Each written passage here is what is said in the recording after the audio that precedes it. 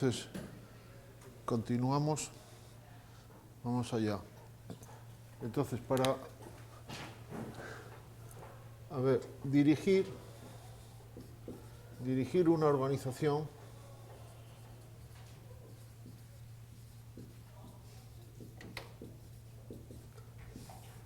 pues es una labor, es una actividad, requiere un conocimiento de tipo práctico, no teórico ni técnico. Aunque el conocimiento teórico y el conocimiento técnico, hay conocimientos teóricos y conocimientos técnicos que son necesarios o convenientes al menos para dirigir bien una organización o del tipo que sea, una empresa, una comunidad de vecinos, un hogar, un partido político, una universidad, un país, una multinacional. Hay un común denominador a todas estas organizaciones. Luego cada una de ellas tiene obviamente sus peculiaridades que hay que conocer. Pero para dirigirla bien lo que hace falta es, yo digo que hace falta sentido común más cariño. Cariño, ¿por qué? Por la organización de que se trate y por la gente involucrada en esa organización, ya sean los clientes, los empleados, los colegas, los superiores. Bueno, si me estoy poniendo en la posición de la persona que ocupa la posición de vértice, es como lo que esperaríamos de un médico, ¿no? ¿Qué se espera de un médico? Pues que tenga sentido común clínico, no solo médico, sino también práctico, porque tiene que conocer al paciente, es la interrelación con una persona que es libre, ¿no? Entonces hay que conocer, le voy a dar esta medicación, pues realmente me va a hacer caso, o mejor le doy esta, que ese tratamiento sí lo va a recibir, mientras que el otro se lo voy a poner, no va a hacer caso, con lo cual no es simplemente conocimiento técnico, sino tiene que estudiar, tiene que ver al paciente, ¿no? Eso es lo que hacen los buenos médicos. Los otros miran tu analítica y no te miran siquiera, ¿no? Me acuerdo ahora de un señor que al parecer era sacerdote y tenía un problema de columna que le traía muy fastidio. Había ido a un traumatólogo y a otro y no le resolvía el problema de la columna, hasta que fue a ver a uno y entonces entró en la consulta del traumatólogo y entonces le empezó a explicar el paciente que no, que mi columna, que no sé qué y tal. No le escucho. ¿Puede ponerse de a pie? Vuelva a la puerta, camine de nuevo, dese la vuelta, se dio la vuelta. ¿Qué lleva usted aquí? Y llevaba pues una agenda, yo qué sé, de 1000 cosas llevaba. Entonces, eso se lo tiene que quitar usted, porque cuando se sienta se desajusta la columna. Seguro que usted me iba a decir que tenía problemas de columna. Y dice, sí. Quítese eso del bolsillo atrás del pantalón. O sea, vio al paciente, ¿se entiende? Los otros empezaron a ver la columna. Esa es la diferencia entre un buen médico que aplica un saber prudencial y que se fija en la realidad sobre la que interviene, y el que solo es un técnico, que mira a ver la radiografía, la columna, no sé qué y tal, pero no se fija con quién está tratando, ¿no? Entonces, para dirigir bien hay que tener sentido común y cariño. Sentido común, que es pensar bien. Y ese pensar bien es un pensar bien en términos prácticos, de pensamiento práctico. Entonces sí ayuda, pero no sustituye, ¿qué cosa? Para dirigir la economía de un país, para dirigir un país hace falta conocer la realidad que uno está gobernando. Y eso significa conocer la lógica de la organización y la lógica de qué es y cómo funciona un ser humano. Hace año me reuní con 3 profesores, uno de ellos emérito de una escuela de negocios muy prestigiosa del mundo, y les dije, las escuelas de formación directiva nos hemos olvidado, y lo mismo a nivel posgrado como de pregrado, etcétera, nos hemos olvidado de explicarle a los directivos cómo funciona el vehículo que están conduciendo. Si fuéramos escuelas de pilotos de Fórmula 1, nos hemos olvidado de explicarle a los pilotos cómo funciona el vehículo que están conduciendo. Suponemos que ya lo saben. Sí, yo también sé lo que es un Fórmula 1. Hace años vi uno en un grifo en Lima, que pusieron un Fórmula 1 y tiene 4 ruedas y un timón, ¿no? Pero ¿qué pasaría si me subo yo a un Fórmula 1, ¿no? Primero, seguramente ni sé arrancarlo, pero luego si lo arranco, lo que puede pasar en la primera curva es que me estrello, me mato y destruyo un vehículo que cuesta una fortuna, con lo cual serían unos insensatos. No, tengo que conocer la realidad que estoy conduciendo. ¿Dónde se puede estudiar? ¿Dónde pueden los directivos estudiar qué pepinos es un ser humano y cómo funciona? Miren en internet un curso, ¿qué es un ser humano y cómo funciona? De manera integral. Integral quiero decir en todas y cada una de sus dimensiones, no simplemente en unos aspectos. Y de manera interdisciplinar. Bueno, yo estoy pensando lanzar un curso para esto dentro de poco, ¿no? Pero es basado en un libro mío que es Persona, ¿no? Esto sería interesante para todo el mundo, o para mucha gente, pero para directivos es imprescindible. ¿Se le está ofreciendo? No. Se le enseña a los dirigentes cómo funciona el vehículo que conducen, y la otra es la organización. ¿Cuál es la lógica de funcionamiento de una organización? De esto se trata algo más, pero con deficiencias, ¿no? Se da por supuesto que ya la gente sabe, pero es que no es lo mismo, y los pilotos de Fórmula 1, y bueno, a mí la Fórmula 1 he de confesar que no me gusta, no la veo, me aburre, no sé, pero yo supongo que Fernando Alonso sabe muchísimo de mecánica, aerodinámica, rozamientos, llantas, motores, combustión, aceleración, climatología, humedad del ambiente. ¿Tanto como sus ingenieros? No, seguramente sus ingenieros saben más que él. Pero él, ¿qué necesita saber? La síntesis de esos conocimientos que le resulte de utilidad para tomar mejores decisiones al competir. Esto, en mi canal de YouTube hay un par de conferencias sobre desinformación. Entonces, informar bien es difícil, dependiendo de qué sea lo que voy a informar y a quién. Pero informar bien son 5 S. 5 palabras que empiezan por S, porque si empiezan todas por S se recuerda mejor, ¿no? Es síntesis significativa de un saber al servicio de la sociedad. Entonces, informo bien cuando se cumplo en transmitir esta síntesis. Fíjense, la sociedad es el destinatario de la comunicación. El saber es, la síntesis significativa es el mensaje, ¿no? El saber tiene que ser verdadero, porque si es falso, pero no es suficiente con que sea verdadero, tiene que ser significativo ¿para quién? Para el destinatario. Y una síntesis porque no se puede decir todo. Y que le sea útil al destinatario.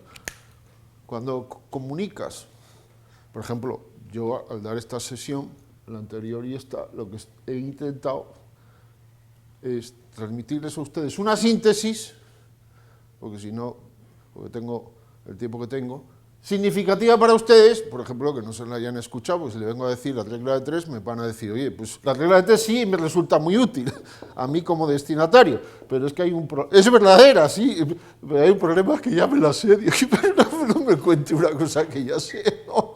Le escuchamos con cariño, pero le estamos haciendo más un favor nosotros a ustedes, que nos han dicho que quiere público para hablar porque está deprimido y cuando tiene público pues se levanta el ánimo, pero aquí ¿quién está haciendo el servicio? ¿A quién?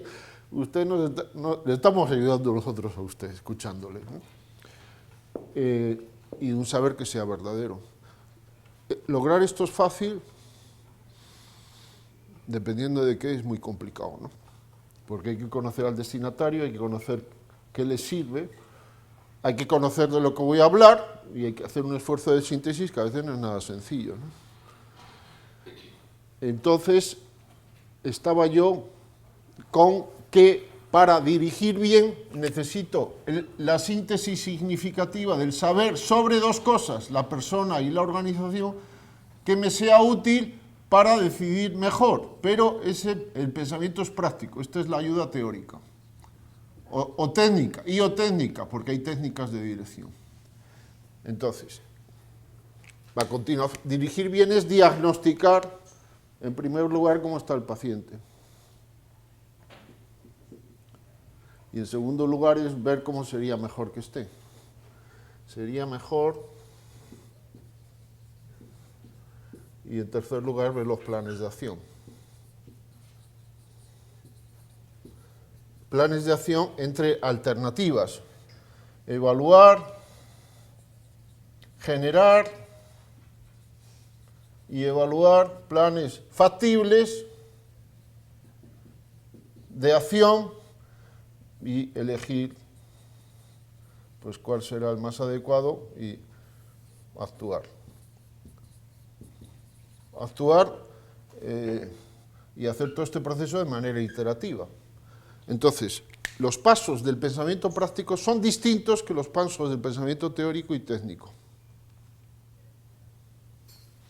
El modo como se piensa en términos prácticos no te lo enseñan en las universidades ni en casi ningún lado. La gente lo aprendes, pues, un modo excelente de entrenar en el uso de la inteligencia al servicio de la toma de decisiones es un instrumento mejor dicho, para entrenarse en este proceso de diagnóstico, generación y evaluación de alternativas factibles para mejorar el estado de la organización, es el método del caso. Pero el método del caso es un instrumento que se puede, como el bisturí se puede usar para muchas cosas. Un bisturí se puede utilizar pues, para asesinar a alguien. Un bisturí se puede utilizar para hacer una operación complicada y salvarle la vida a alguien. Un bisturí se puede utilizar para hacer un regalo a alguien. Tengo un amigo que estudia medicina y le regalo un bisturí. El método del caso se puede utilizar para muchas cosas legítimas, pero no muchos profesores se sirven del método del caso para entrenar a los alumnos en el proceso de pensamiento práctico. Y esto es una cosa que no abunda. Bien, entonces, para dirigir hay que trabajar en el plano formal y hay que trabajar en el plano informal. Trabajar en el plano formal, y ya voy acabando y me callo, ¿no? Pues aquí están, y a nivel país, pues están las políticas, estrategias, sistemas de dirección, etcétera, etcétera, etcétera. O sea, lo que podrían ser reglas técnicas. Pero la aplicación es de criterio. O sea, a ver, ¿cómo diría yo? Sacar adelante la economía de un país requiere una sabiduría práctica, política, de gobierno, de dirección, no técnica. El tipo de saber que requiere quien quiera sacar adelante la economía de un país, o de una empresa, o de un hogar, o de una asociación sin fines de lucro, no es un tipo de saber técnico, sino político. Saber político, que es saber prudencial, que es saber conducir a otros.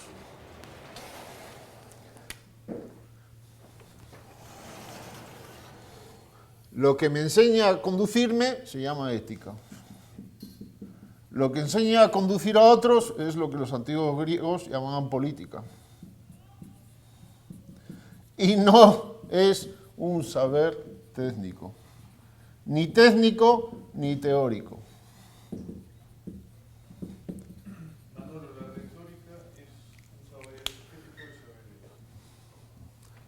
Es una pregunta difícil, ¿no?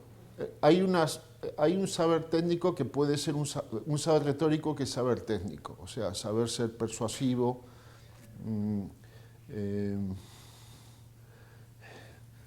técnico, pero como tiene que ver con personas, es ya más directivo, ¿no?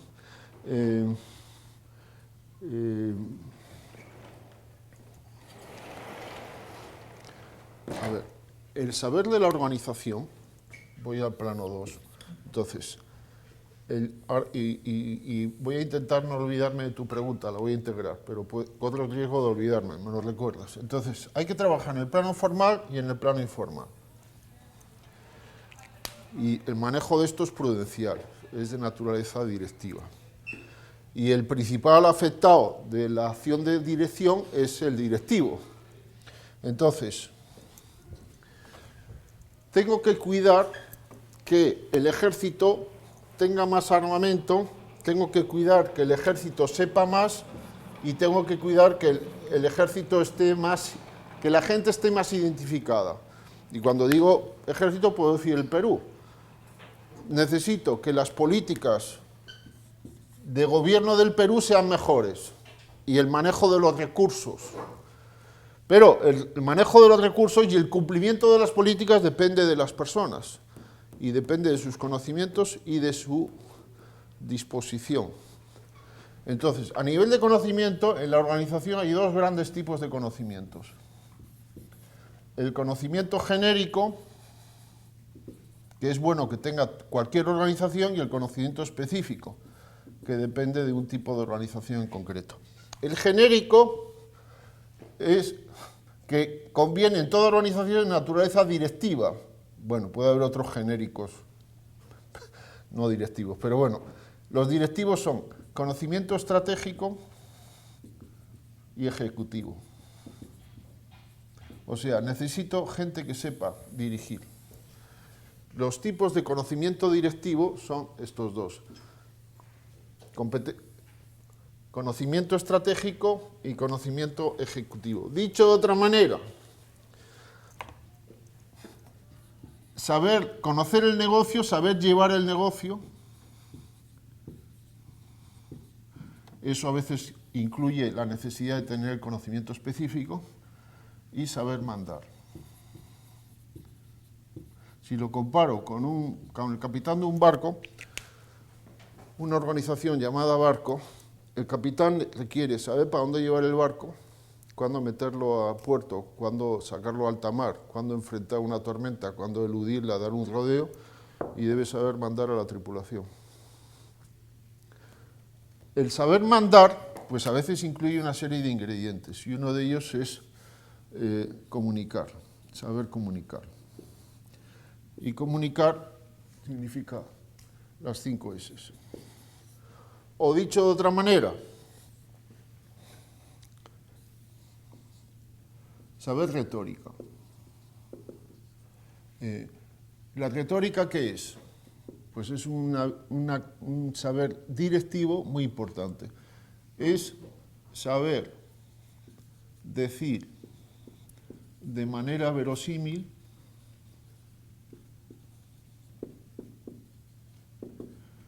lo verdadero y bueno, que requiere saber el destinatario. Entonces, es muy importante para un directivo saber retórica. Tú puedes saber mucho, pero si no sabes decir las cosas de manera que lo que estás queriendo decir, ese mensaje llegue y lo interiorice y lo acepte el destinatario, pues la comunicación no se ha dado. O sea, lo que se ha dado es ruido. Y puede que la gente saque la conclusión contraria de lo que tú querías decir. Hay un libro fantástico, en el MGO he metido un curso de retórica. Hay un libro fantástico que se titula Cómo convencer eficazmente, de Alberto Gil. Y es el profesor que dicta el curso, está entre Alemania e Italia. Cómo convencer eficazmente. Y ahí hay 3 ingredientes, que es el ethos, el pathos y el logos, que están descubiertos hace siglos. Lo que pasa es que este tío lo explica muy sencillo, en 100 y tantas páginas, no en 500, y se agradece un libro, claro, y que no sea demasiado largo, si uno ya quiere profundizar. Logos, lo que quieres decir, pues tiene que ser lógico. Porque si estás queriendo decir una cosa que tú mismo no la tienes clara, pues entonces... Luego, ethos, quiere decir tu credibilidad. Si no te ganas la credibilidad de los destinatarios, no te escucharán. Y luego pazos, tienes que decir las cosas en el momento en que la actitud del destinatario sea más receptiva, sea receptiva a lo que vas a querer decir. Si tú te diriges a un público y empiezas insultándoles, pues entonces el pazos lo estás destrozando, porque lo que van a querer no es escucharte, sino echarte patadas, ¿no? Entonces, tienen que darse las tres condiciones para una buena comunicación. Esto es la retórica. Otra cosa es la manipulación, o el engaño, o la mentira, que es algunos que son muy buenos comunicadores, son muy buenos en el arte de la retórica, la utilizan para engañar a la gente. Entonces, logran convencer a la gente de cosas falsas, o que no les hace bien a la gente, porque lo hacen de manera muy persuasiva. ¿Cuál es la diferencia entre el manipulador, que tiene un gran talento ejecutivo comunicador, y el líder genuino? Pues está en el tercer plano, que es el plano de las intenciones. En las organizaciones y en los países hay tres tipos de problemas. Y la lógica de solución de cada tipo de problemas es distinta. Hay problemas de recursos, hay problemas cognitivos y hay problemas motivacionales. Al final, todos los problemas en las relaciones humanas y organizacionales y de países se pueden reducir a estas tres categorías. Y si tú piensas que un problema es de conocimiento cuando es motivacional, no lo vas a resolver. Cuando piensas que es motivacional cuando en realidad es de recursos, no lo vas a resolver. Cuando piensas que es de recursos o lo piensas resolver con recursos cuando es cognitivo o motivacional, tampoco lo vas a resolver. ¿Está claro el asunto? Claro, ¿cuál es la lógica de cosa a cosa? Me exigiría meter el zoom. Pero lo primero que como directivo tienes que distinguir es no equivocarte de diagnósticos. ¿Se ve?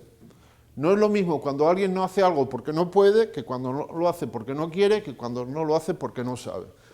Eso está explicado en mi libro Cómo mandar bien.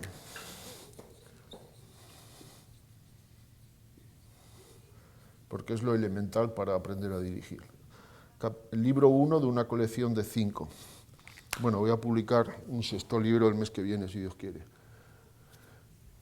que es un glosario, un diccionario sobre muchas de estas cosas, ¿no? El uso, es muy importante lo que voy a decir a continuación. El uso que las personas que forman parte de la organización hacen de su conocimiento al servicio o no de la organización, ¿de qué va a depender? ¿De qué depende? Que si yo sé mucho, lo mucho que sé lo pongo al servicio de la organización. ¿De qué depende que alguien transmita lo que sabe? Lo use al servicio de otros. De que quiera. Estoy diciendo cosas bien sencillas. Tú puedes tener uno de los 7 sabios de Oriente, pues si no le da la gana de transmitir lo que sabe. Tú puedes tener el mejor jugador del mundo, pero si no quiere sudar la camiseta durante el partido, ese conocimiento que él tiene como individuo no se convierte en conocimiento de la organización. El conocimiento de la organización, tesis fundamental. El conocimiento, lo que sabe hacer Perú, depende de lo que los peruanos y los no peruanos que están en el Perú saben que quieren poner al servicio del Perú. El conocimiento que tiene una empresa es el conocimiento que las personas que tienen las personas de la empresa, que ellos están dispuestos a poner al servicio de la empresa. Porque si no están dispuestos a ponerlo al servicio de la empresa, no se convierte en conocimiento en saber de la organización. Por tanto, ¿el saber de la organización de qué depende? Pues de 2 factores. Del saber que tienen las personas y depende de la identificación de esas personas con la organización.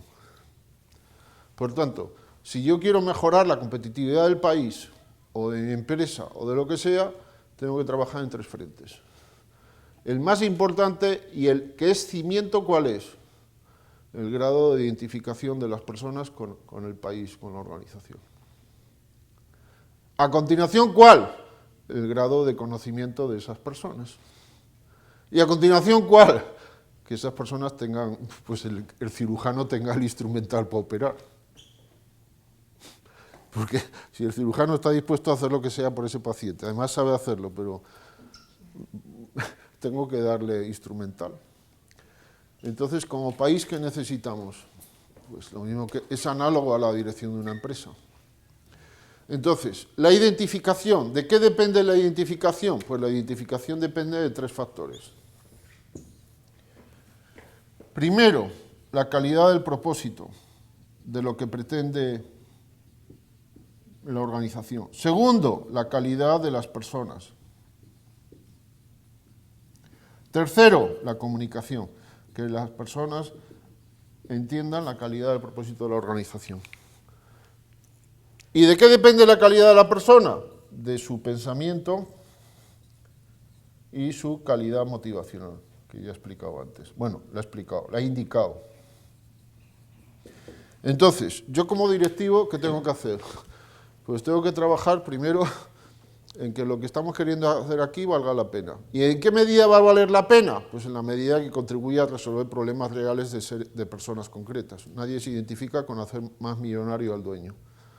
Bueno, digo, bueno, si se hace más millonario, yo al menos que me pueda comprar una bicicleta, ¿no? Pero, segundo, si no tengo personas de calidad, entonces lo peor que puedo hacer es contribuir al deterioro como decisor de los miembros de la organización. Tengo que elevar su calidad ética.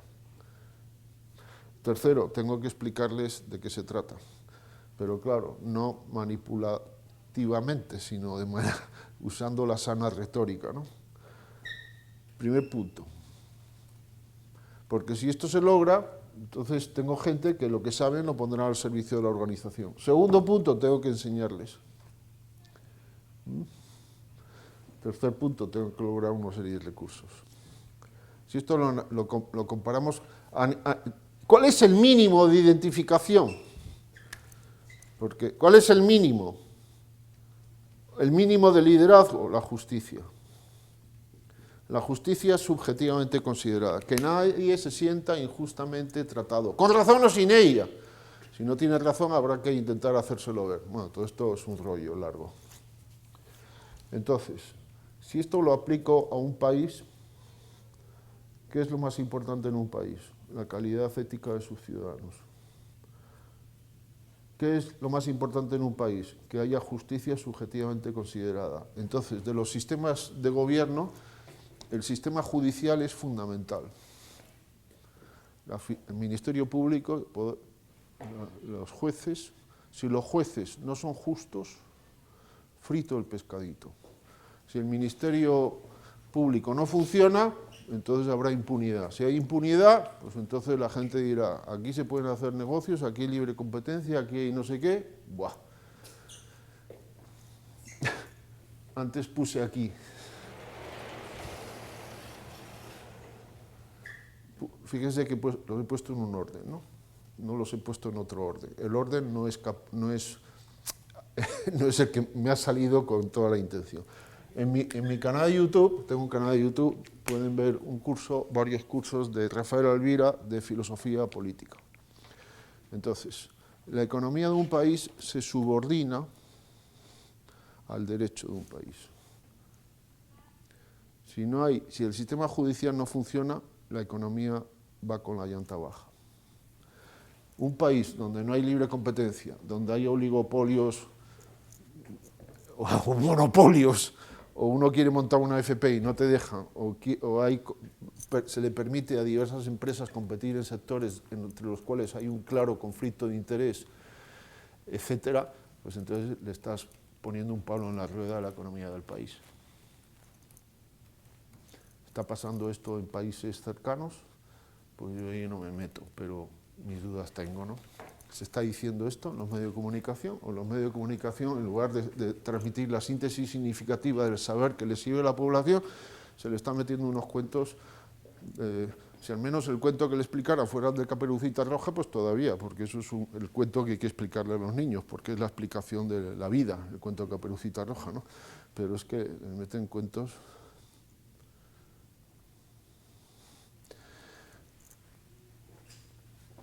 Luego, necesitamos más gente. Y, claro, ¿quién asegura que la economía entonces se subordina al derecho? Y el derecho se subordina a la política. ¿Por qué? Porque ¿quién es el que hace cumplir el derecho? Pues quien manda. Si quien manda no hace cumplir el derecho, pues entonces... Y si quien hace cumplir el derecho no lo hace cumplir, pues entonces la competencia, los que sacan adelante la economía de un país no es el gobierno, no es los partidos políticos, no son los municipios, no son las familias, no son las parroquias, no son las empresas, principalmente, no solo. No sé cuánto se estudia la empresa en la carrera de economía, pero la economía no la sacan adelante los ministros de economía. Los ministros de Economía, si no fastidian mucho, ya están haciendo un buen papel. Pero la economía de un país la sacan adelante las empresas y las familias y otro tipo de instituciones, también las universidades y demás. El ministro de Economía, con que no fastidie mucho, ya se gana su sueldo. Pero eso de que... Bueno, ya no estoy diciendo tontería, ya saben que no... Pero es decir, que por jugar con el encaje bancario o por la emisión de no sé qué, tú sacas adelante la economía de un país, es bastante arrogancia, ¿no? La trinchera donde se juega la batalla económica está dentro de las empresas. No es fácil montar buenas empresas. Tienen mala fama las empresas. Mueren muchas de las que nacen. Hay que cuidarlas, porque muchas resuelven... Bueno, sobre esto en mi canal de YouTube he publicado una entrevista hace poco donde hablo de ello, ¿no? Entonces, para sacar adelante un país, ¿qué necesito? Pues mucha gente, bien formada, bien comida, porque si los niños tienen anemia, mal vamos, y que luego tienen que aprender pues, la regla de 3 y la gramática, y a montar en bicicleta, y estas cosas, ¿no? Y luego, identificadas.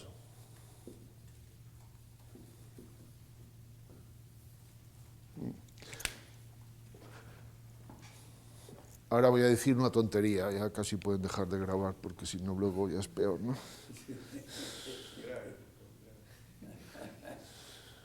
Voy a decir una tontería, que habría que hacerle muchos matices. Una caricatura. Perú es la suma del territorio de España, Francia y Portugal.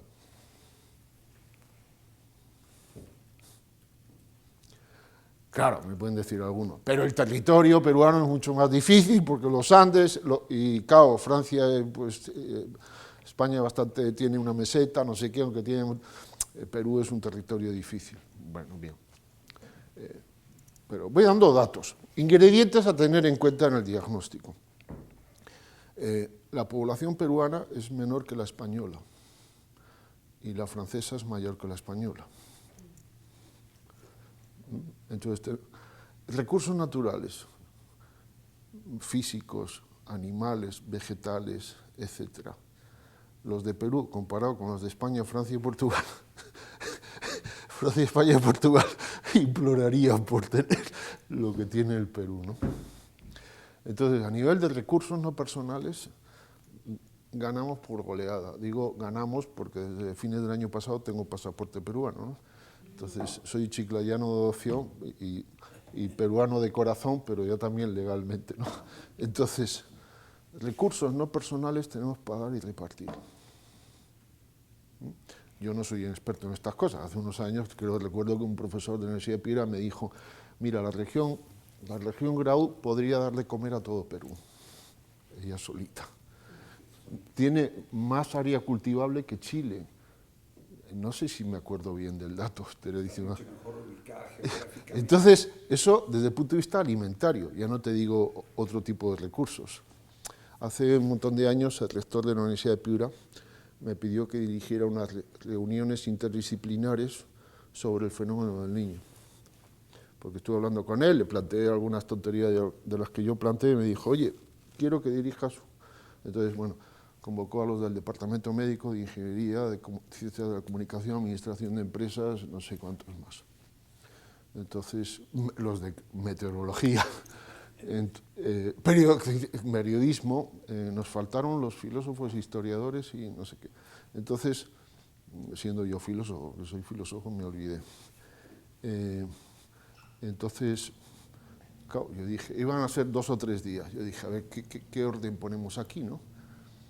Bueno, yo no tengo ni idea, pero digo, el primer punto será entender qué diablos es el fenómeno del niño. Porque entonces, ¿quién podrá explicar esto? Pues uno del Departamento de Física, de Climatología o no sé qué. Y dije, bueno, tú hablas lo primero. ¿De qué quieres que hable? Quiero que digas 2 cosas. Porque claro, ¿qué se le pregunta? Saber preguntar es importante. Primera pregunta, explica en qué consiste el fenómeno del niño. Explícalo para brutos. Segunda pregunta, ¿es bueno o es malo? Tercera pregunta, si es bueno, ¿qué cosas se pueden aprovechar que no se aprovechan? Y si es malo, ¿qué cosas podemos hacer que no se hacen para aprovechar las cosas buenas o para neutralizar las cosas malas? Las preguntas, bueno, quizá hay otras mejores, pero responden una lógica, que es la del pensamiento práctico. El pensamiento práctico funciona con 3 preguntas.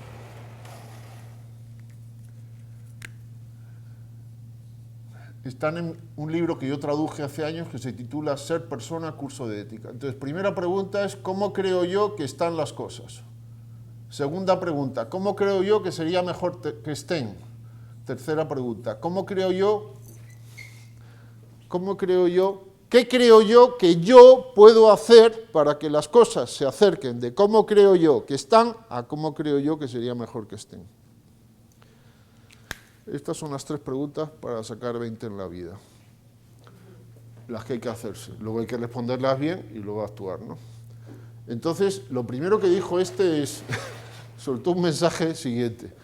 Si no hubiera fenómeno del niño, no sería posible la vida humana en la región Grau. Toma castaña. Y ahí había bastantes que eran de Piura de toda la vida. El periodista le dijo, ¿qué? Y dice, lo que acabas de oír. Porque no sé qué, pues las riadas o no sé cuántos, el banco de pesca, no sé qué rollos, no me acuerdo. Y le dijo el de periodismo, ¿yo te puedo hacer una entrevista para que digas eso? Y dice, sí, cuando quieras. Entonces, a veces estamos... Entonces, Perú tiene una superficie extraordinaria, tiene unos recursos no personales fantásticos, pero está despoblado. Necesitaría Perú tener 100 millones de habitantes. Claro, no todos metidos en Miraflores o Villa El Salvador, ¿no? Hace falta asumir el territorio.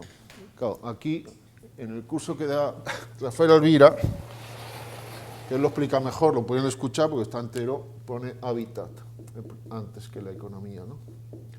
Porque para manejar bien la economía, ¿qué hace falta saber? El territorio que manejamos, ¿no? Hace falta saber los ríos, los puertos, dónde se pueden poner hidroeléctricas, dónde hay atascos, dónde hace falta infraestructura, dónde hay animales, vegetales, qué tipo de cosas. Oye, la coca, tan maldita la coca. Y la coca se podría aprovechar para hacer cosas que resuelvan necesidades humanas. Y los pajaritos del olivar y los... Hay que conocer... La economía no se hace en abstracto. No es que este es un buen ministro de Economía francés, me lo traigo a Perú. Pero primero, si es sensato, primero que... ¿Y qué es Perú? ¿Qué gente hay? ¿Qué saben? ¿Qué tenemos? ¿Qué ríos? ¿Qué clima? Etcétera. Hay que estudiar eso. La historia, las costumbres, cómo respira la gente. Entonces, desde el punto de vista poblacional, ¿cómo va Perú? Yo lamento decir que la competitividad de Perú se está yendo al tacho de manera acelerada. ¿Por qué? Por el envejecimiento acelerado de la población peruana. sea, para ser buen economista hay que saber de demografía. Con un país de viejos,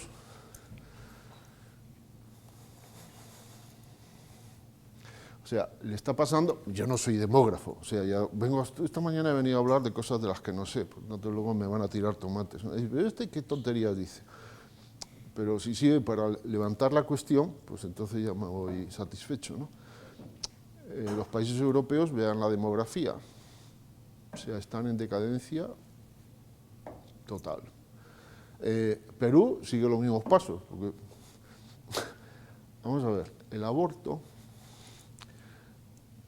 debería ser un acto de traición a la patria. No me meto ahora en las consideraciones éticas. Necesitamos peruanos. Voy a decir más tonterías, he venido a decir tonterías, ¿no? Canadá parece que es un país, bueno, con todos mis respetos a Canadá, ¿no? Pero llevo yo aquí, ya en Lima, desde el 94, escuchando cómo hay países que promocionan su país para que se vayan los ingenieros, los economistas, los enfermeros, los electricistas, allí. Que a nosotros nos ha costado formarlos, porque la uni hay que pagarla, ¿no? Pero quieren ingenieros de la uni, ¿no? O de la de Piura.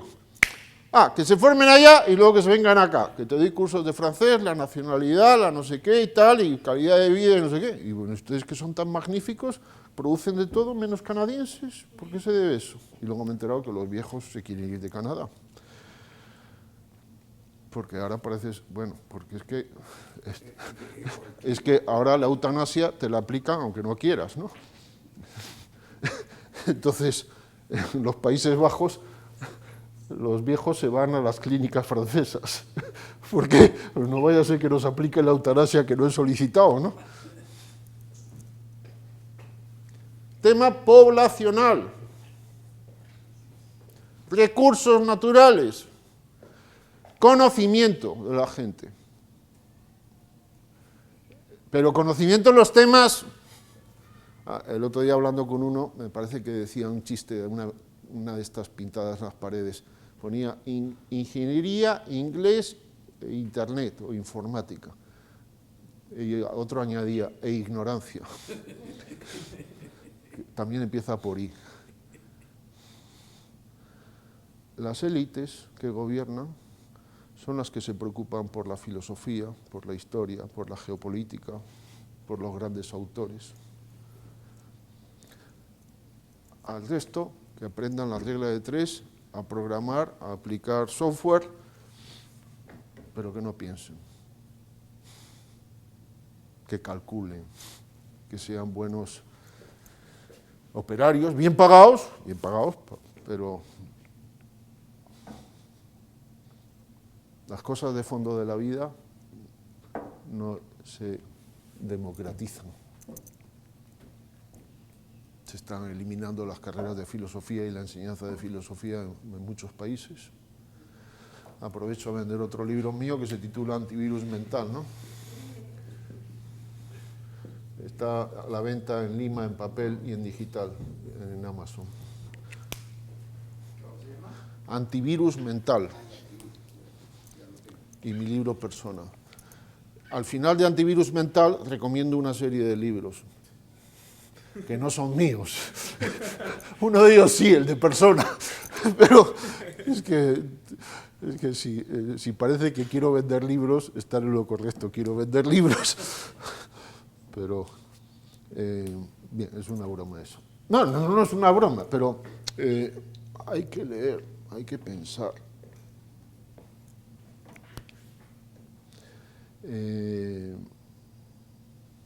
Entonces, si quiero sacar adelante un país, necesito mucha gente, pero mucha gente identificada, eso quiere decir calidad motivacional.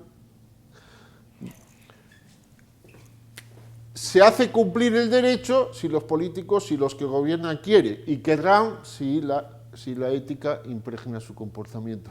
¿Se dan cuenta cómo una se apoya a la otra? ¿Sí? ¿Y por qué yo voy a actuar éticamente bien?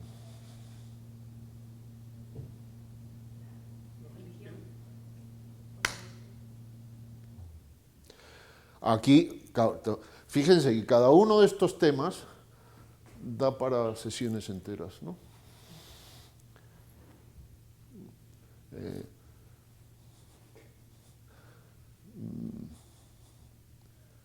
Un directivo tiene que comprender la lógica del funcionamiento de una persona y de una organización, y tiene que distinguir, por tanto, los aspectos económicos de los jurídicos, de los políticos, la ética y la religión, no confundirlas. Y tiene que entender esto y esto también. Bueno, la física también, ya he dicho, por los recursos no personales. Y tiene que, y con esto ya me callo, tiene que no confundir disciplinas. ¿Puedo yo ser experto en sociología, en psicología, en economía, en derecho, en ética, en religión? No. Pero sí tengo que conocer, lo he borrado, las 5 S de esas cuestiones. Entonces tengo que echar un vistazo a, por lo menos a la introducción y a las conclusiones de buenos manuales de otras disciplinas. Por lo menos para saber de qué va y para entender su lógica. Y saber preguntar al especialista, ¿no? Y creo que ya he dicho por lo menos parte de lo que quería decir. Entonces, me siento preguntas.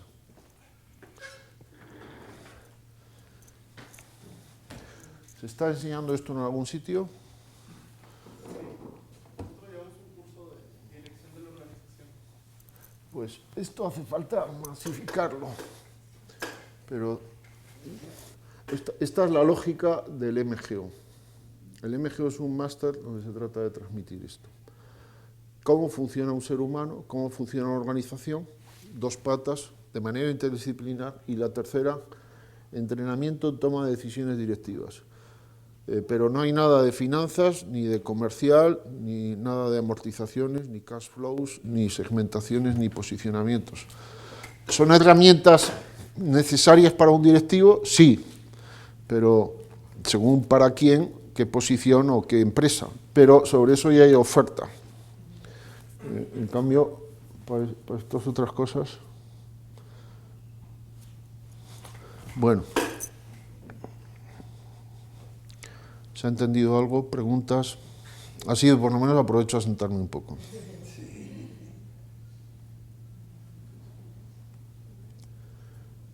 A ver.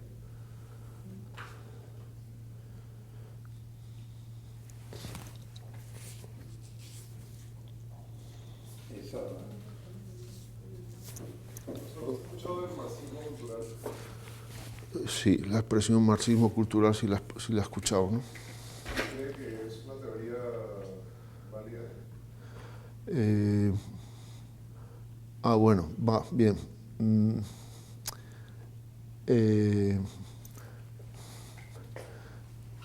El marxismo, hasta donde yo entiendo, lo que tiene una visión del ser humano igual que el liberalismo capitalista. ¿Cómo considera el ser humano el marxismo y el capitalista liberal? ¿Como sistema estable, degenerativo, ultraestable o libremente adaptable?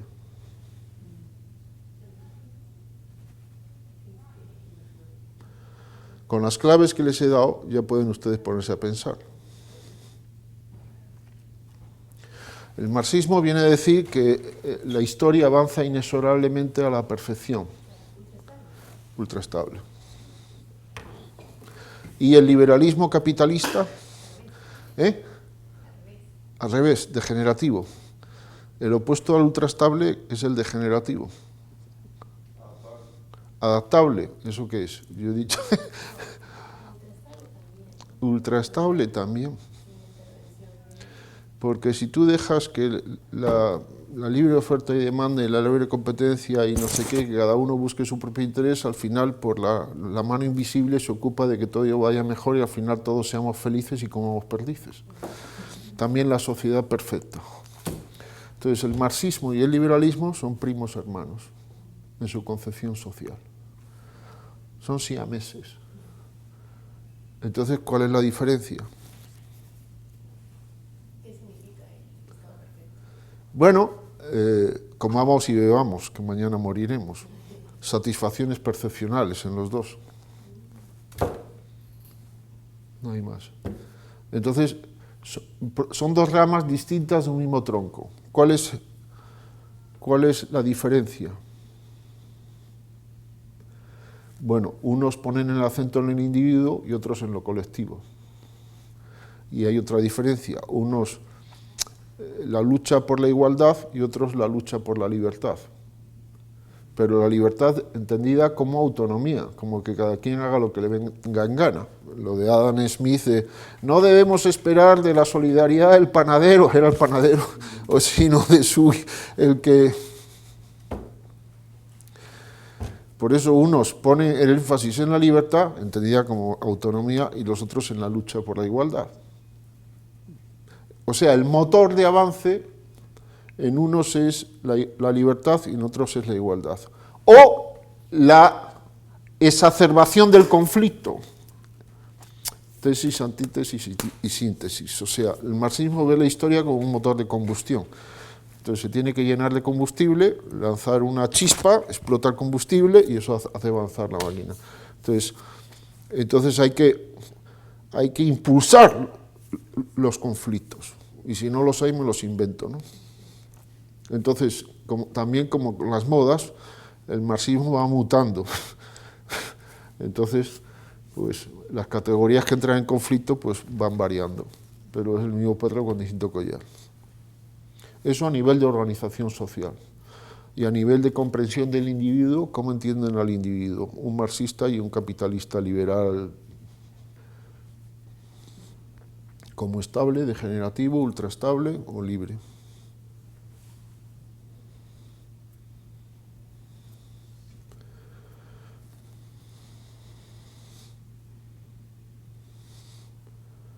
Estable. No hay aprendizajes como decisores.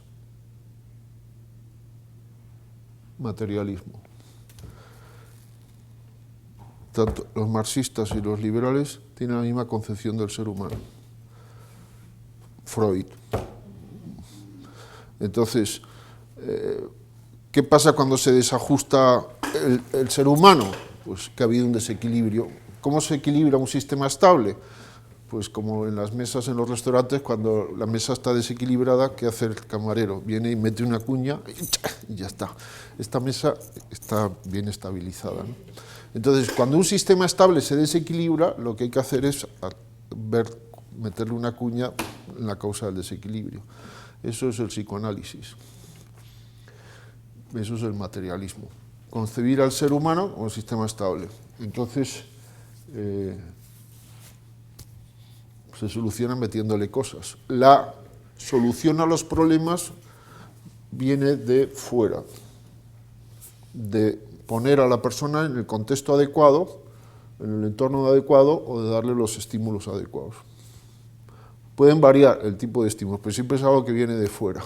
Siempre el problema está en que no encuentro la condición, no encuentro el sitio donde siempre el asunto está fuera de mí. No encuentro el sitio donde me quieran, no encuentro el sitio donde me valoren. Es que no se respetan mis derechos, es que siempre es fuera de mí. ¿Se entiende? O es que tengo que comer más, o tengo que beber más, o necesito más dinero, pero siempre externo, igual que los animales, ¿no? Tienen la misma antropología, los marxistas y los liberales. Bueno, cuando digo liberales digo gente de derechas también, pues están en el mismo rollo. O sea, las etiquetas estas son confusas. Entonces, por eso yo más que las etiquetas, a mí me ayuda a pensar, por eso les he dado el mapa mental de tipos de saber, tipos de sistemas y sistemas formales. Tanto liberales como... Bueno, ahí ya puede variar, pero hay mucha gente que gobierna en partidos políticos, en empresas y demás, que qué tipo de dirección hace. Están buscando el modelo de negocio, la estructura organizativa que sirve para aquí.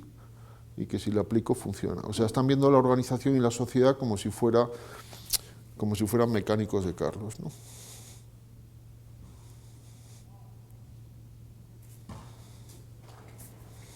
Dijo que había 3 preguntas que si las respondíamos y las aplicábamos era para ser excelente en la vida. Si las respondíamos bien. Entonces quería preguntarle si las podía repetir. ¿Cómo creo yo que están las cosas?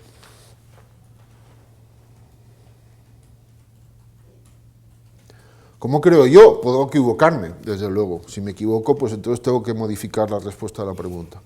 Segunda pregunta, ¿cómo creo yo que sería mejor que estuvieran las cosas?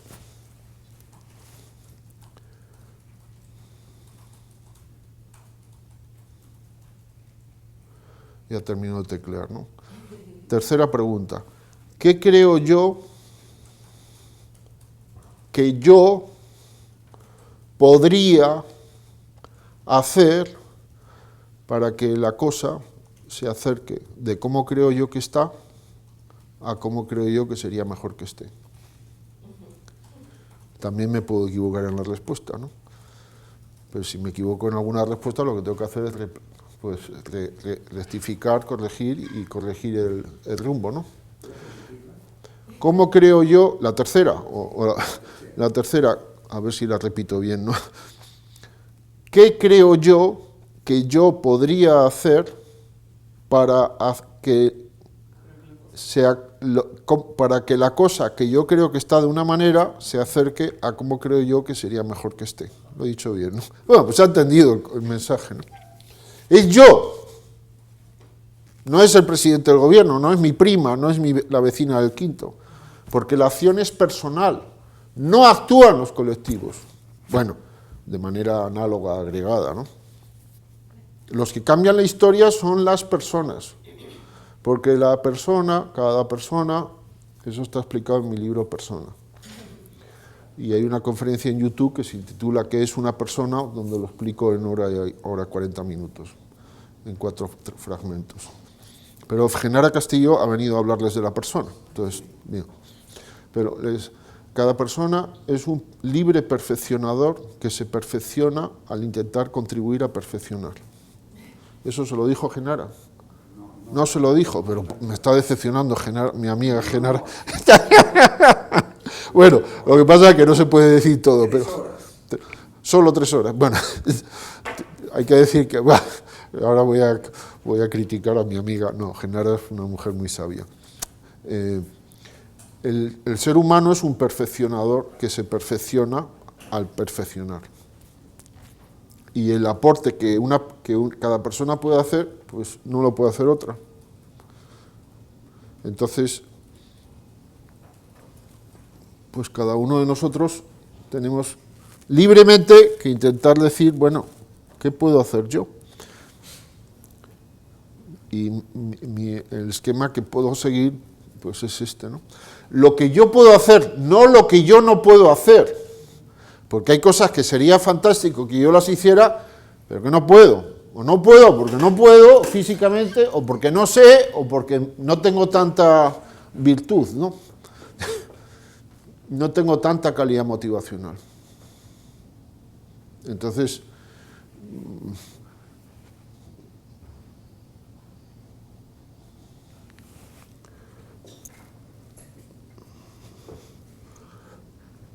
yo cuando escucho a un autor, una teoría, un profesor, un libro, pues el pensar qué tipo de paradigma mental de fondo tiene esta persona me ayuda mucho a aprovechar lo de bueno que puede estar diciendo y a darme cuenta de las falencias en las que cae, ¿no?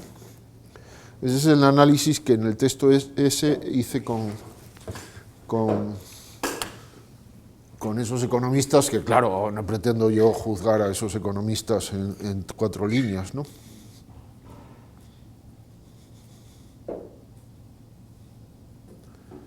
¿Qué más?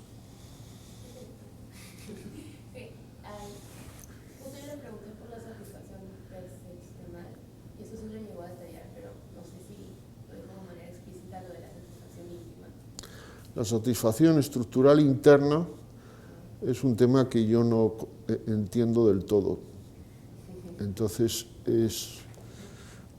pero hasta donde yo entiendo es la paz interior, o sea, saber cómo, a ver, la satisfacción percepcional es la acción-reacción. La satisfacción estructural externa, este tema apasionante, pero la satisfacción estructural externa es cómo capto yo que está el estado interior del agente con el que interactúo en relación a mí. No sus reacciones, sino su estado interior. Y la satisfacción estructural interna es cómo capto yo que está mi estado interior. Entonces, lo contrario de la insatisfacción estructural interna se llama vacío, desesperación, tristeza profunda, amargura interior, que es distinto de la depresión. Yo puedo tener depresión, es una enfermedad, o puedo estar, me ha dejado mi enamorado o mi enamorada, o qué sé yo, he tenido... Es decir, eso es compatible con la paz interior. Y luego, la amargura interior es compatible pues, con las risas y salsa, ¿no?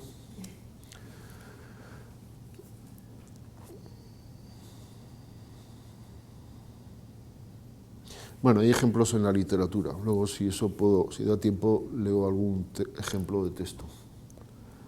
Eso es lo más importante, porque eso me lo llevo a la tumba. Eso es ganarse el cielo o irse al infierno.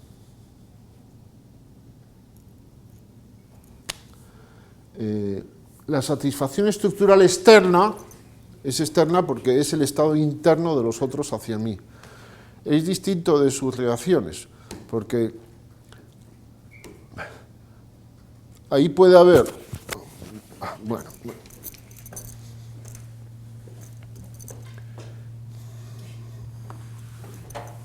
Bueno, esto está explicado en la separata Afectos y Compromiso Organizacional. Está en Amazon, de momento solo en digital.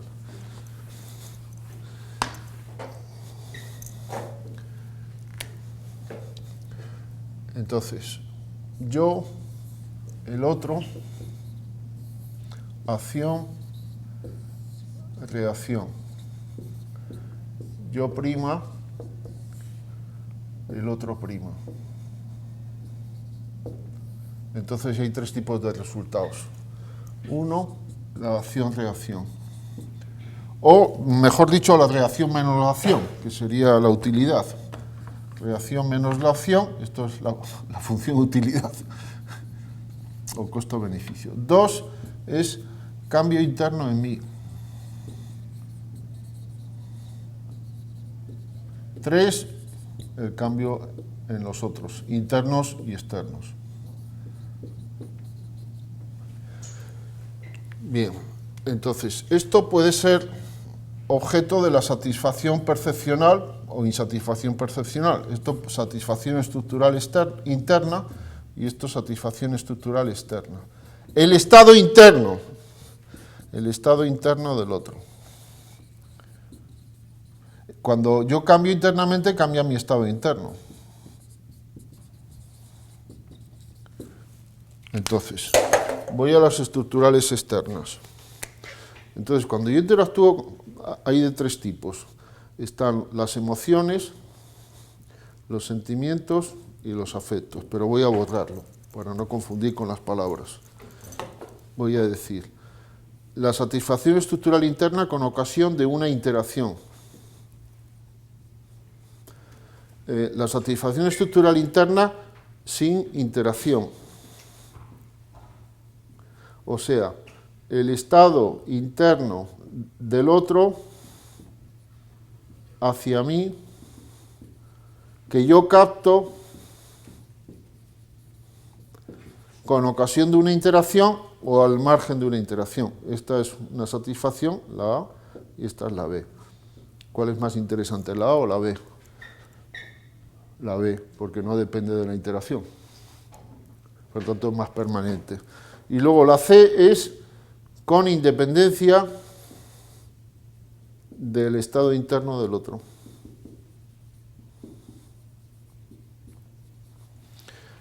Bien, entonces hay tres tipos de satisfacciones estructurales externas, es bastante fuente de satisfacción en la vida. Y ahora voy a poner unos ejemplos. A ver, ejemplo de satisfacción percepcional positiva o ejemplo de insatisfacción percepcional. Y no me pinta muy bien esto. Y vamos a poner aquí satisfacción estructural externa positiva o insatisfacción estructural externa. Vamos a forzar las palabras un poco y le voy a llamar a estas satisfacciones afectivas. Pero estoy forzando las palabras porque ya he dicho que hay tres distintas. Entonces, satisfacción afectiva o insatisfacción afectiva. O voy a decirlo de manera más coloquial. ¿Me quiere? No me quiere. Ahora se entiende mejor todo esto, ¿no?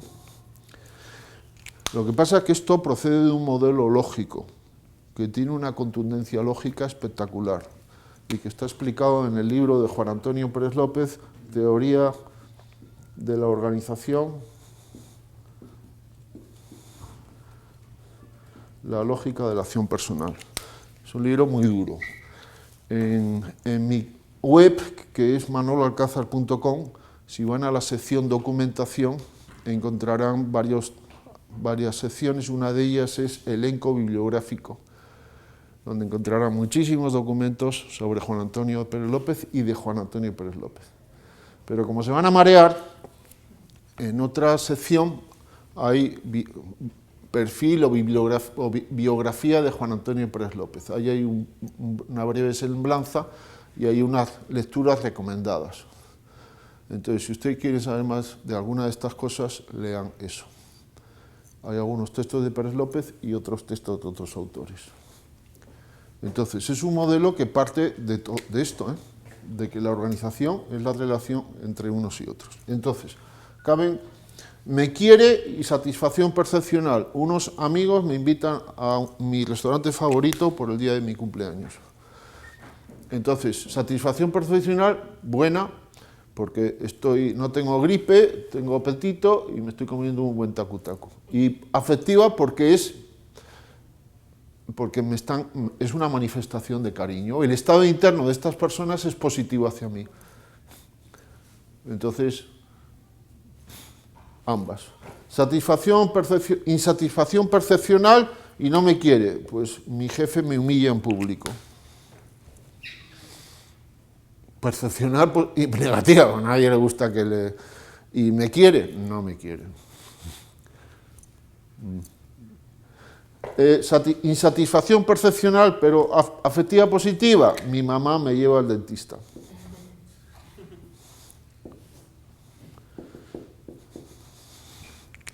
O mi jefe me exige en un tema que tengo que... O un profesor me exige, ¿no? Pero porque quiere que aprenda, ¿no? O qué sé yo. O me tengo que tomar un jarabe amargo, pero... Bueno, pero es en relación con otras personas. La interacción que la otra persona está haciendo conmigo me desagrada percepcionalmente, pero el estado interno que yo capto en la otra persona es favorable. Por tanto, la satisfacción afectiva depende... Aquí hay otro problema. Depende de la interpretación que yo hago de lo que mueve a la otra persona a hacerme eso. O sea, depende de mi interpretación. Entonces ahí pueden pasar varias cosas. Que me quiera pero que yo no me dé cuenta. O que no me quiera pero yo piense que sí me quiere. Entonces ahí se dan los fenómenos de seducción, de engaño. Hay manipuladores, ¿no? Que te hacen sentir que te quieren, pero que te están usando. Hay lobos con piel de cordero. Por eso dijo que el libro importante de la vida es el de Caperucita. porque somos Caperucita, tenemos que distinguir los cazadores de los lobos. A veces los lobos se presentan como ovejitas y los cazadores pues vienen sucios, no se han duchado, huelen mal y tienen aspecto desagradable, pero los cazadores me pueden ayudar, mientras que los lobos me pueden comer. Y si me equivoco, me comieron. Satisfacción percepcional positiva, pero no me quiere, pues me invita a almorzar un proveedor. ¿Qué quiere? ¿Tiene amor al chancho o al chicharrón? Los aduladores, los ayayeros. Y hay un punto muy importante. Entonces, como la satisfacción estructural externa depende de mi interpretación del estado interno del otro hacia mí, yo tengo que desarrollar lo que Pérez López llama aprendizaje evaluativo, que tiene que ver con el crecimiento en la calidad motivacional, y tiene que ver con el perfil motivacional, y tiene que ver con el mejorar como decisor, y tiene que ver con el yo prima, que es que yo tengo que aprender cómo distinguir quién me está amando, aunque me esté pegando cachetadas o llevándome al dentista o exigiéndome, y quién no, y cuánto. ¿Quién me ama más? ¿Quién me ama 50 o quién me ama 100? ¿Y cuándo alguien ama 100 en vez de 50? Cuando a pesar de que me da insatisfacción personal, me hace bien. No. Cuando alguien me ama a mí. O cuando yo amo 100 a alguien en lugar de 50. ¿Qué significa que yo amo más a alguien en comparación que le amo menos? ¿Amar qué es? ¿Esto no lo estudia en la carrera de Economía? Amar es querer y hacer el bien a la persona amada. Te quiero mucho, te quiero mucho, te quiero mucho. Oye, ¿me puedes invitar a medio sándwich que no tengo plata? No seas tan materialista, ¿no? El querer es amor, es espiritual. No, muchachos, también es darle comer, ¿no? Ahora, también es al conchudo ponerlo en su sitio. Oye,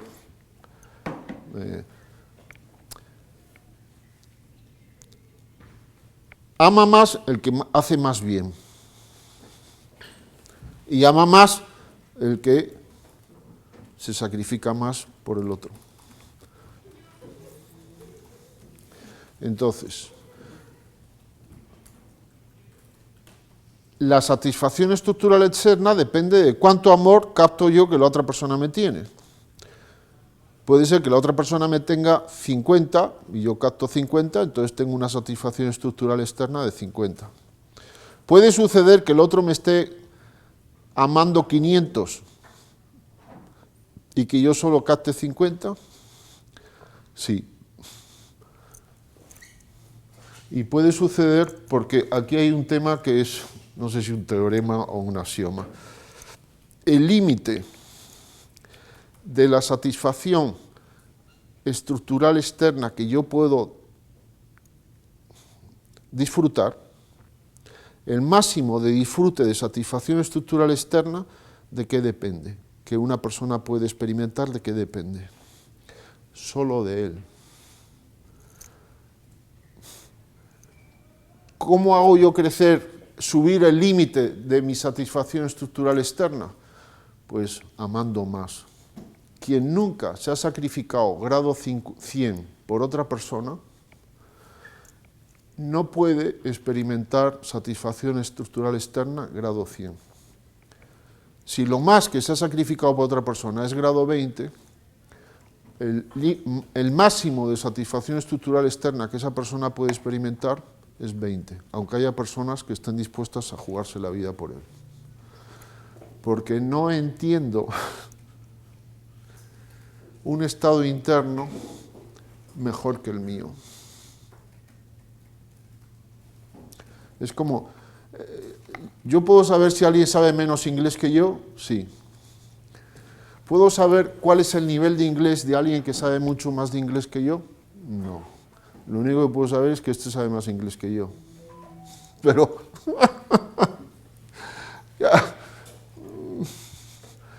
yo no puedo yo no sé lo que significa que una persona ame más que yo.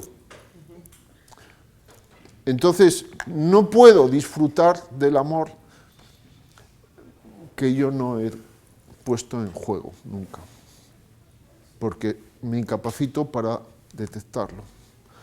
Eso no me quita que me puedan tomar el pelo, porque hay engaños y esto es otro rollo.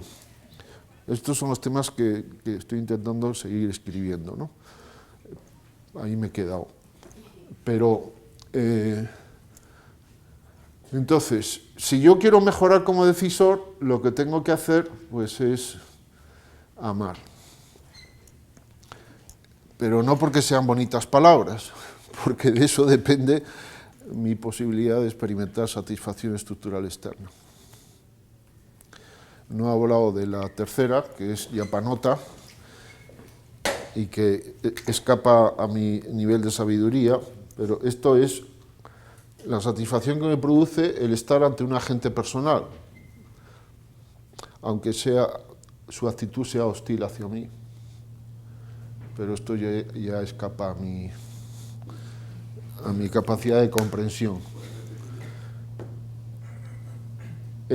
La satisfacción que me produce estar ante un agente personal libre, con independencia de que su estado interno hacia mí sea favorable u hostil. Si no es el tipo de agente con el que estoy. Estoy ante un agente libre, libremente adaptable. Entonces, pero la satisfacción estructural externa depende de mi capacidad de amar y de mi capacidad de detectar el amor y de que hay otros que me quieran, porque puede ser que se me vayan muriendo. Yo visité el otro día a un tío mío que tiene 89 años, es el único tío de sangre que me queda. Y claro, se ha muerto su esposa y ya lo fui a ver y me dice, 89, y digo, y ahora yo quiero 90, y me dice, ya no quiero llegar a los 90, le digo, hombre, ¿cómo me dices eso? Y dice, no, ya he vivido suficiente, está el hombre. Claro, nota el cariño de sus hijos, de sus nietos, de sus bisnietos, de su sobrino de Perú que va a visitarlo. Eso es, claro, que le visite su sobrino de Perú, que haga el esfuerzo de hacerse un montón de kilómetros de carretera para ir a verlo, seguro que le agrada. Pues estoy seguro que le agrada. Eso es una satisfacción estructural externa. Claro, otro podrá decir, ¿por qué viene a verme? Ah, quiere parte de la herencia, o le gusta mucho la comida, o quiere propinas. Sí, depende de la interpretación que yo hago del comportamiento ajeno. Bien. Entonces, es crítico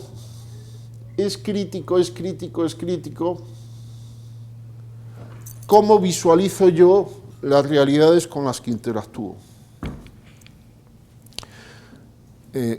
Sí, porque a la hora de comprender a las demás personas, esto ya para otra jornada.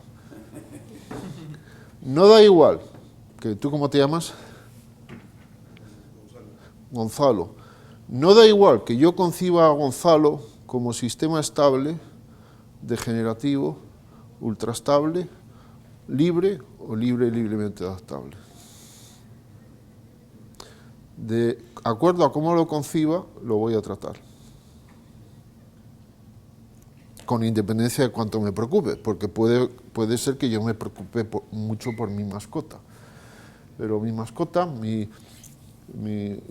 yo a mí me gusta ver estos perros, los French Bulldog, que son muy... son encantadores, ¿no? Pero cuando estoy ante el bicho ese, ¿ante qué bicho estoy? ¿Ante un sistema estable, degenerativo, ultrastable, libre o libremente adaptable? Gracias por participar, pero respuesta incorrecta. ¿El mecánico es el estable? El mecánico es el estable. El estable no aprende. No cambia su regla de decisión, mejor dicho, porque no es cuestión de aprenderse los ríos del Perú o aprender inglés, es la regla de decisión. Cambian las preferencias. Los perros aprenden.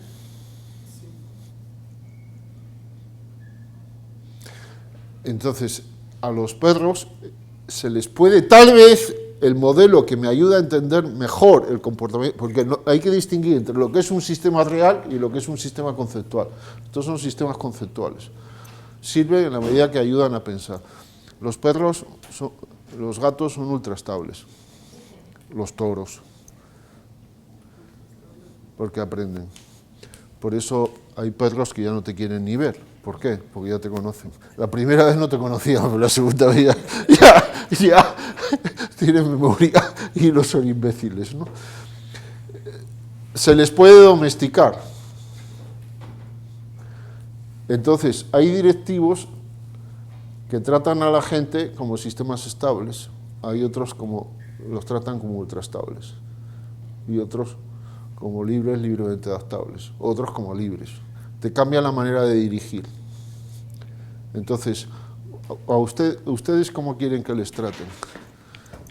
Como si fueran sistemas estables, ultraestables, degenerativos, libres o libremente adaptables.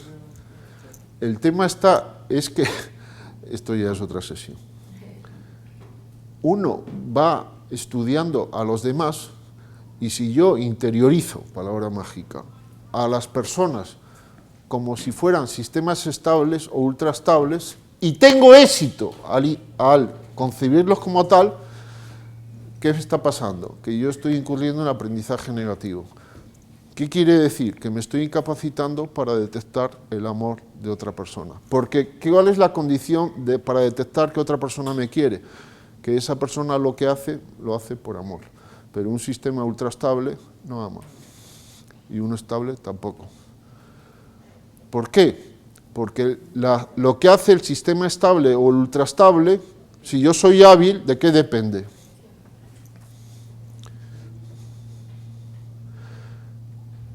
En el sistema estable o ultraestable, su actuación, si yo soy hábil, depende de mi buen o mal manejo. Si un piano suena mal, si está bien afinado, es por culpa del pianista. Entonces, si una persona no reacciona bien, entonces es por culpa de quién. Del pianista, si es que el pianista considera que la persona es un piano. Entonces, que tengo que aprender qué tecla tocar para que esta persona... Mira, es que a ese lo tienes que manejar de esta manera distinta, estás equivocado con él. Tú dile que no sé qué y ya verás cómo entonces... Mientras que este otro, a ti te llamas... Eurídice. Eurídice. Es un nombre precioso, ¿no? Sí. Mientras que con Eurídice tienes que manejarla de otra manera, porque esto es una bicicleta y esta es un triciclo, ¿no? Entonces, técnicas de manipulación. Cómo saber manejar a unos y a otros. Pero entonces, a veces los papás dicen, ¿en qué nos hemos equivocado con nuestra hija o con nuestro hijo? Como si el comportamiento de la hija o del hijo dependiera de lo que ellos han hecho o han dejado de hacer. Lo que hacemos con los demás influye, pero no determina cuando estamos interactuando con seres libres, libremente adaptables. Porque cuando estoy... ya me voy, ¿no? Cuando estoy interactuando con un sistema libremente adaptable, operativamente eso significa varias cosas. Pero una de ellas es que su acción no viene determinada por lo que tú hagas o dejes de hacer con ella. Viene influida, no determinada. Porque si viniera determinada, entonces, ¿me quiere? Sí, como me quiere una mascota. Llego a casa, se me echa encima. O la que ha comprado la viuda de mi papá, ¿no? Que, bueno, se me ha regalado, que es un perro estos de agua, es precioso. Llegas y ¡guau! Se te echa encima, tío. Es muy afectuoso, da mucho afecto. Pero hay un pequeño detalle, no es libre, ahí no hay un quién. Lo que te puede proporcionar es satisfacción percepcional, no afectiva.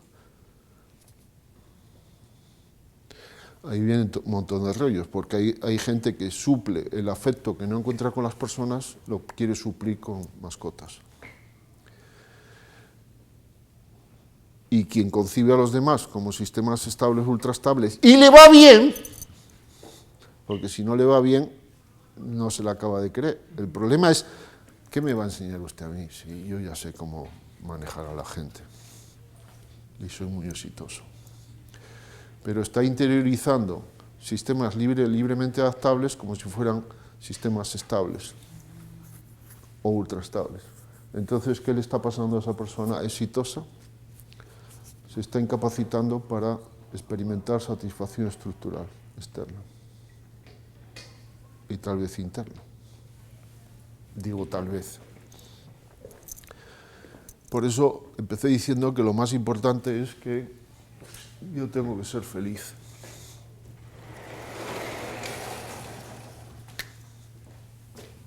Y con esto que empecé termino. ¿Alguna pregunta? Hay que descansar, porque si no, pues nada, muchas gracias por la paciencia y hasta la vista, baby, ¿no?